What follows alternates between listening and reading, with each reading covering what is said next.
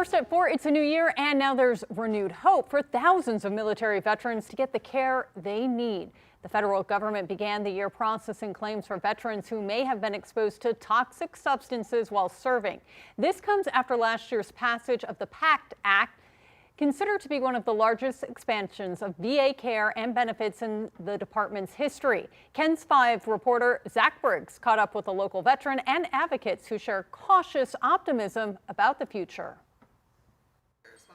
Tashania DeLeo is among hundreds of thousands of veterans nationwide dealing with the health impacts of burn pit exposure. If you can picture someone who had been smoking their whole life and 3 or 4 packs of cigarettes a day, that kind of real deep cough, I have that now. And then I also have a couple of spots where on my skin that I have developed a certain type of dermatitis. DeLeo suspects her service in Iraq is to blame. She's still working with the VA to figure out the root cause. I was on duty at least 3 times a week, about 5 to 6 hours at a time, cooking the feces to get rid of it, turn it into ash to dig a hole and bury it. You know, we use fuel to do that. My husband now suffers from lung injury, toxic brain injury, autoimmune issues. Rosie and Army veteran Leroy Torres co-founded the Texas-based nonprofit Burn Pits 360. Their advocacy work statewide and in Washington for more than a decade led to the signing of the PACT Act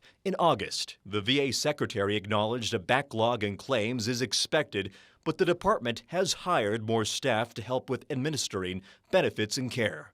Torres and DeLeo stressed there's still a long road ahead of ensuring government accountability to care for those who've served their country. Just like with the exposure from Agent Orange with our Vietnam veterans, we've just really begun the fight. But what we should be talking about is, are we delivering, is the VA and the Department of Defense delivering the right type of specialized health care for the very complex conditions these men and women are presenting with? Zach Briggs, KENS 5.